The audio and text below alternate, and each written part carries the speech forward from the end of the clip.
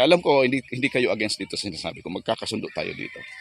Relocation, not just the residential property but also the agricultural property of the farmer. I-relocate ninyo para magpagpatuloy nila yung kanilang contribution sa food production. Marami. Morning. Ito yung aking job number 1. Ito yung lugar kung saan ako nagsimula ng aking farming. Puntahan natin. Ako ay nandito na sa hanging bridge ng Tagas Daraga Albay. Yan. Ang haba nitong hanging bridge ay more than 50 meters. You know, made of cables and kawayan. Sa baba ay Yawa River. Anak ng Yawa. Ay, pangalan ng river is Yawa. Dito to sa Daraga Albay. At ang dead end ng Yawa River na to ay sa Legazpi City, sa Rawis. Yan, may mga kalabaw sa baba.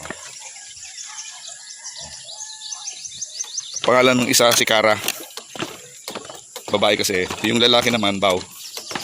Yan, si Kara at si Bao. Yan. Meron kasi ditong turil na yung mga alagang hayop ay dinadala sa Batangas. Namimili sila ng mga kalabaw at baka tapos dinadala sa Batangas. Yung iba naman kinakatay. Okay, so halos nakatawid na tayo sa hanging bridge. Ito yung farm to market access namin. Malaking tulong sa amin kasi kapag bumabaha yung ilog, tumataas yung tubig. Kapag biglang bumubagsak yung ulan, nakakatawid pa rin kami. At kapag yung mga professional, halimbawa, yung mga teacher na maghapon na nagtuturo, nakasuot ng sapatos, pupunta pa sa farm pagkatapos noon, tulad ng tatay ko noon, nakakabisita pa rin siya dahil mayroong hanging bridge. At yung mga magsasaka naman na maghapon nagtrabaho sa farm, hindi na kailangan mabasa yung paa dahil sa pagod sa maghapon o kaya nabilad sa maghapon yung katawan. Hindi rin sila mapapasma dahil may hanging bridge na madadaanan. Itong lupa dito ay originally owned by my ancestors. Pinaghati-hati na ng mga kapatid ng tatay ko at nabigyan din ng isang parcel yung tatay ko dito. Pero nung pandemic,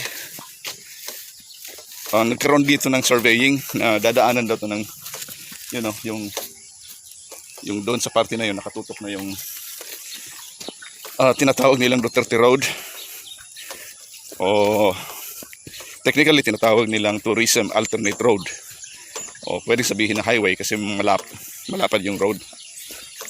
Ito na ito kasi lupa na ito ng tiyuhin ko, itong nyugan na to. Yung katabing lote ay parcel naman ng tatay ko. Medyo malalaki yung lupa dito kasi ito yung naging investment ng lolo ko noon eh. Masipag na tao yun. Yun din nung namana ko. Yung sipag ng lolo ko. When it comes sa farming talaga napakasipag noon. Wala yung sinasayang na lupa. Dahil doon, naka-acquire siya ng maraming mga farmland. At pinaghati-hati na yun sa mga anak niya. At so paliit na lang paliit yung property ng lolo ko. So ngayon, yung iban ay benta na. At yung natitirang lupa dito ay pinaplano ng gobyerno na daanan itong highway na to. Yan ay Tourism Alternate Road or highway. O pamuso sa tawag na Duterte Road dahil sa inimplemento ng panahon ni President Duterte. Yan, so ngayon, putol na siya dito at kinakailangan maipagpatuloy yung highway na yan by crossing itong farmland na to. Yan. So dadaanan itong lupa ng tiyuhin ko at saka yung lupa ng tatay ko, yung lupa namin. Yan. At base dun sa design ng DPWH, yung 1.5 hectare na lupa na dadaanan across ng highway and then yung rerouting ng river. Kasi kailangan kasing ma-reroute daw yung river para tuloy-tuloy yung daloy ng tubig. It will utilize more than half hectare ng aming lupa. So, ito ay more than 1 hectare yung share ng tatay ko. More than 1 hectare. Ang matitira sa amin ay kulang-kulang kalahating hektarya na lang dahil sa doon pa sa easement. Kasi yung lapad ng ilog ay 50 meters. Yung lapad ng highway 30 meters. So 80 meters na yon, di ba? Plus yung easement na 20 meters. So that's 100 meters one side. Plus another 20 meters kabilang side. So that's 120 meters na lapad ng lupa ang mawawala sa amin. Yan. So yung sukat naman across is approximately ito, mula dyan sa bakod na yan hanggang doon sa kabila ng isang pilapil ng palay. Ito 50 plus 40, around 90 meters across. O sabihin natin 100 meters across. Yan. So 100 meters times 120 meters yung area na mawawala sa agricultural land namin. Nagkaroon kami ng konting petition noon. Actually, not just a tiny petition, kundi isa talagang malawakang petisyon ng mga magsasaka dito sa disenyo ng DPWH. At nai-address din namin sa presensya or sa attention ni Congressman Salceda. Pero sabi ni Congressman Salceda, gumawa kayo ng petition letter para ma-readjust yung design. Okay, maganda yung pag-entertain nila sa aming petition. It was not a violent petition. It was a very friendly petition. Very constructive. Na ang pakay namin ay hindi naman to go against the construction of the Duterte Highway. Hindi yon. Ang pakay namin is to preserve the agri-land from permanent destruction. Kasi, di ba, binubuwisan yung lupa sa gobyerno. Tapos, pagkatapos na binubuwisan, kinocultivate naman yung lupa purposely for the declaration of the land, say agricultural land. So, kung agricultural land, sabi ni Ma, sige lang. Tapos gagamitin mo sa ibang purpose na hindi na siya productive. Although yung road is very productive in terms of the improvement ng economy at saka urbanization.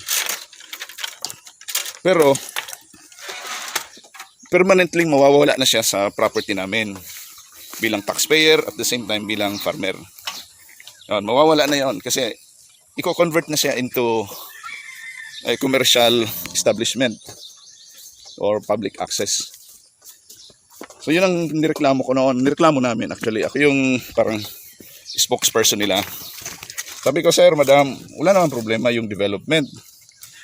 Magkaroon tayo ng mga road access kasi grabe na yung traffic at saka maboost yung tourism, maboost yung industrialization at saka progress. Pero kung isa-sacrifice natin permanently yung mga productive na agricultural land tulad nito, tingnan nyo kung anong mga tanim ko dito. Dito ako nagsimula ng aking farming. Noong kasagsagan ng pandemic 2020. Dito ako nagsimula, nandito yung kubo ko. Pinalipat ko na yung mga wall at saka bubong ng kubo ko dito sa aming agunan. Ito agunan to. Dito kami nagkukopra. Yan. So originally, itong mga bubong na to, bubong to ng kubo ko. Doon, pinatransfer ko na dito kasi yung farm ko na ngayon ay nasa Bariis, Legazpi na. Napakalayo. Pero wala talagang choice. Ganun talaga. Kailangan kong maghanap ng medyo murang farmland para pagpatuloy ko yung aking passion sa agriculture. So that's the thing. Yun ang point. Dapat mabalance talaga yung industrial development o yung commercialization sa preservation and improvement of the agricultural sector or agricultural activities. Tulad yan, dito sa area namin, medyo malawak tong farm dito. Pero iilan na lang kami mga farmers. Iilan na lang kami. So kung halimbawa ganyan, madidisappoint yung mga farmers, hindi imposible na mag-isip na rin kami o yung aking mga kasamahan ng alternative means to generate income dahil nagiging problematic ang aming mga sakahan. Tulad dito, mayroong irrigation. So maganda, di ba? Ito yung aking taniman. Yung mga kalamansian ko dito. Konti lang pero very productive. Ito, nakakapag-alaga ng mga hayop yung aking mga kapwa magsasaka dito. Long.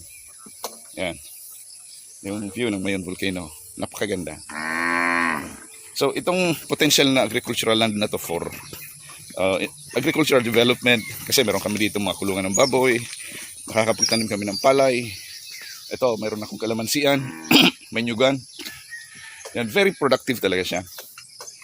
Kung dadaanan siya permanently ng rerouting ng ilog at saka ng kalsada well and good, walang problema sa kalsada. Nagsuggest nga kami na instead na padaanin dito yung ilog, i-steady na lang yung ilog. Sa halip na i-reroute, i-widening yung ilog, dredging, palaliman, palawakan, para yung direksyon, may mga papis ako dito, yung direksyon at saka yung current ng tubig tuloy-tuloy. So yun kasi ang sinasabi nila, yung flooding. Ever since, yun naman talaga yung direksyon ng ilog yung dinaanan natin yung Yawa River kanina. Yun talaga yung natural course of water by nature. So kung i-reroute yun, mayroong ibang parte ng barangay, doon sa barangay Tagas ng Daraga, na lowland. So kapag na-reroute mo yung ilog, yung drainage ng lower part of the barangay, posibleng maklag yun at mag-cause ng parang basin na kapag panahon ng tag-ulan magkakaroon ng flooding. Yun ang consequence doon sa rerouting ng ilog.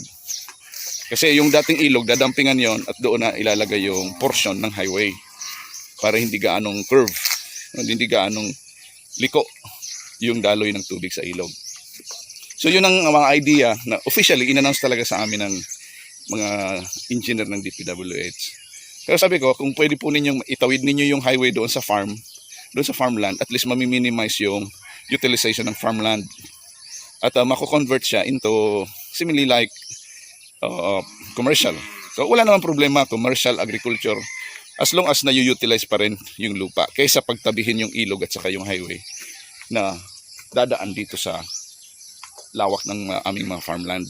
Napaka malaking pinsala, malaking kawalan sa amin bilang mga landowners yung ganong klaseng idea. So sana kung makakapanood kayo nitong video na to, there's nothing negative about it. It's just a matter of consideration kung paano natin may-utilize yung ating property na maging mas productive at saka lasting. Di ba? Kasi pag na-utilize na yan, excavate na yan, so mawawala sa amin is more than hectare or more than half hectare. Hindi lang sa akin, pati sa tiyuhin ko at sa mga karating lote ko, mga farmland din yan. Habang buhay nang mawawala yan sa amin. Habang buhay na. Yung mga pinsan ko na umaasa lang sa farming, habang buhay na silang mawawala ng lupa na sasakahan. That's the point. That's the point. Okay, so sana ma-reconsider kasi hindi pa naman pinagpapatuloy yung construction ng highway na yon. Sana ma-reconsider ng mga engineers natin, ng gobyerno at ng yung source of fund. Kasi sabi nila masyado nang magastos kung maglalagay pa ng, suggestion namin skyway i-skyway na lang dito. Kasi yung skyway, di ba, lalagyan lang ng poste, yung ilalim ng highway, may-utilize pa rin, di ba? Kung hindi na siya masinaga ng araw, pwede na namang convert into mga kulungan ng baboy, kulungan ng manok, kulungan ng hayop. So, na-utilize pa rin yung ilalim. Pero sa lapad ng highway, parang imposibleng malagyan ng skyway dito. So, kailangan talaga sa lupa dadaan yung highway. Pero, sabi nga ni Congressman Salceda, you just address your complaint and then it's up to them to readjust the design. Wala namang problema. Pero sa akin bilang isang farmer at mayroon na akong future plan, iniwasan ko na to. Hindi na ako nagtatanim dyan. Kung ano yung existing na andyan, halimbawa, nyog. Okay, nyog. Dati kasi nag-intercropping ako dito So may mga naitanim ako dyan, hinayaan ko na. So kung magprodukto pa, salamat. Kung hindi, let it be. Itong palay naka-standby din to, tinataniman pa rin na, tinatarukan. Tinataniman pa rin namin to ng palay. Ito, malawak pa to Around 3,000 square meters pa to. Ang ganda ng ani namin ng palay dito. So, nakaani kami ng 45 cabans dito sa area na to. So, malaki yung ani niya.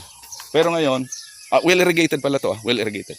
Ngayon, kung halimbawa dadaanan to ng highway, so, in terms of economy, mas valuable siya. Pero, mawawala naman sa amin yung property. Ganun lang naman ang consequence nun. Di ba? So, let it be. Tataniman namin ng palay, pero pag kailangan na ng government, okay, use it for the common good. Di ba? Peace. Use it for the common good. So, ako naman, nag-secure na ako ng lupa doon sa malayo. Pinilit ko yung aming napag-ipunan ni Mrs. Sinacrifice namin yung property namin para makabili ng farmland. Para naman sa aming future development. At saka, siyempre, ano ba ang role ng farmer? Ang role ng farmer is to feed the people. Not just to generate income, but also to provide food. To attain food sustainability. Debatable ba yon? Hindi, di ba? Kasi basic need ng tao ang pagkain. So, mayroon akong self-initiative, self-motivation to participate doon sa food sustainability. Yun ang pinakang moral intention ng mga farmers. Unquestionable na yan. Kaya kinakailangan lang na i-secure or i-protect yung interest ng mga farmers. Kasi lumalagas na yung population ng mga farmers natin eh. Kung lumalagas na, umuunti na yung population ng mga farmers, ay gagawa na dapat ng paraan ng gobyerno to mechanize the process ng farming para ma-supplement, mapunuan yung kakulangan ng population sa food production. Kapag umuunti na yung bilang ng mga farmers, i-introduce mo na yung mga makina. Di ba? Nandiyan na. Programa na yan ng government sa ngayon sa DA. Ang daming mga programa nila tungkol sa mechanization, pag-employ or pag-implement ng mga advanced agricultural techniques. Di ba? Ginagawa natin yan. Integrated farming. Ang production ay hindi nakasalalay sa lawak ng lupa, kundi nasa intensive utilization of the land. Kung paano makapakinabangan ng gusto. Di ba? Tulad yan. Mayroon akong intercropping na may pinya. Yan, may pinya, may kalamansi. Yan. Ito ay kung lang. Nasa 300 square meters lang. Tingnan nyo kung gaano ka dense o kakapal yung aking tanim dito. Yan. So, hindi ko maiwan-iwanan tong portion ng aming property habang hinihintay yung road construction. Kasi, tingnan nyo naman kung gaano ka-productive itong aking mga ginagawa dito. Diba? Kahit nakakapagod, baliwala yung pagod kapag nakikita ko na yung mga ganitong klaseng progress ng aking halaman. Diba? Cheers! Ganon na, kahit nakakapagod yung trabaho, nawawala yung pagod ko kasi nakikita ko na yung fruit of labor. Yan ang puso ng magsasaka. At yung aming passion naman ay nakakaambag naman sa pagbalanse ng ekonomiya ng ating bansa dahil dun sa food sustainability. Di ba? Sa food production. Kaya, alam ko, katagal na itong pinagdidibatehan kahit nung high school pa lang ako sa BU. Gaano ba katagal? Tagal na nun? More than 30 years na. Pinagdidibatehan namin yan sa school kung ano ang consequence ng industrialization, ano ang impact nito sa larangan ng agrikultura.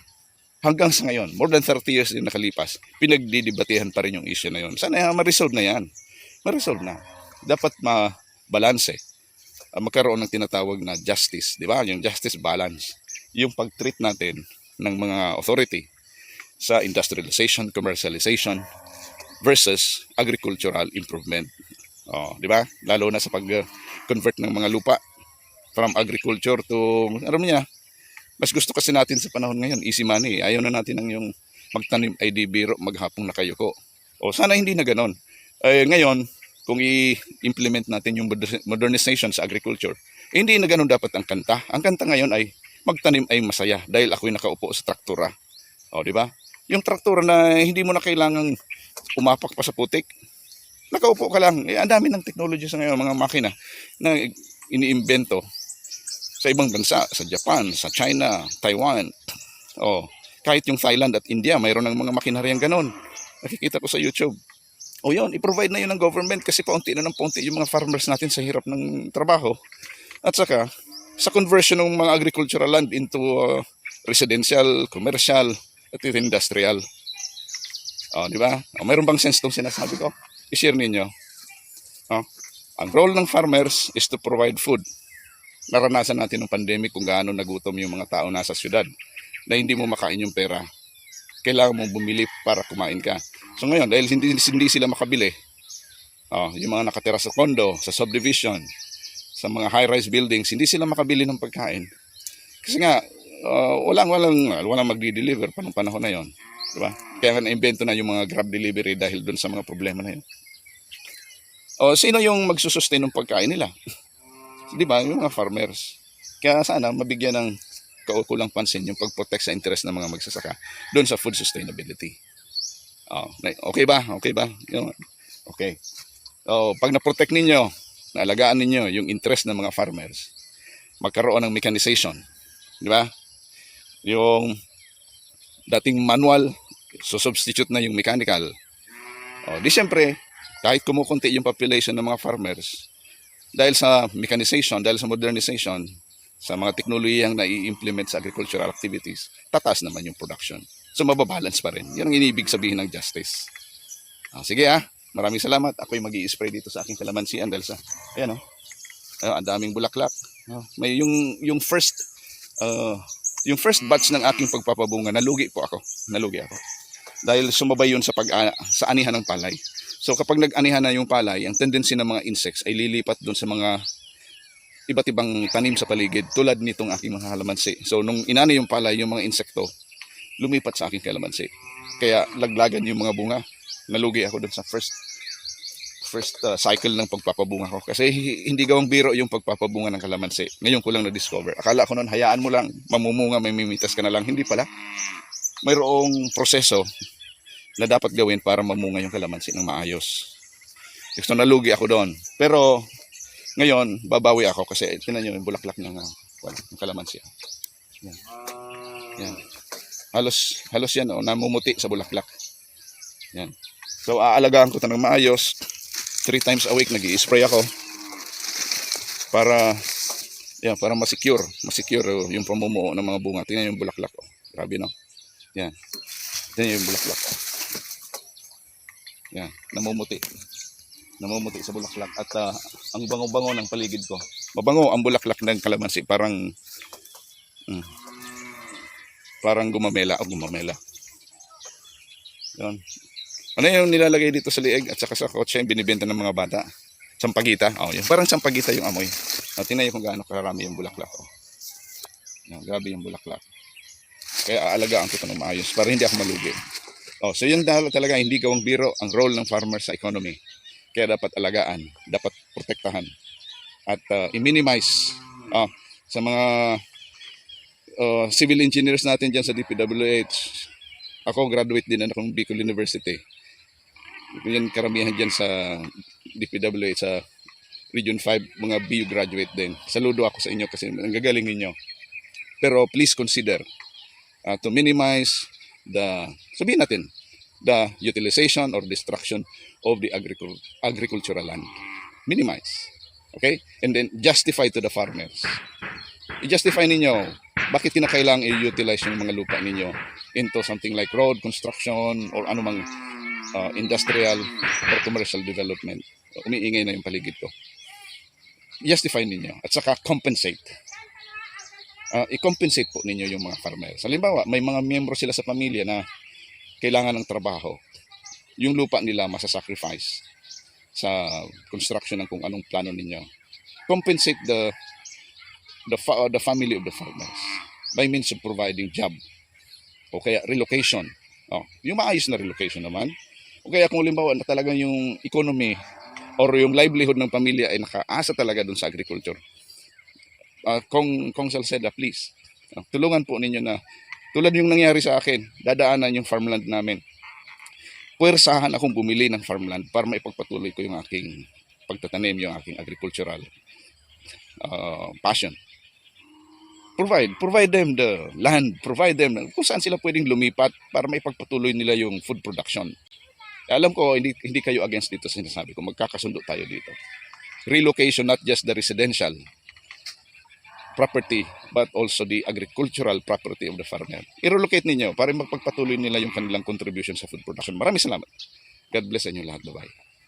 Till next time.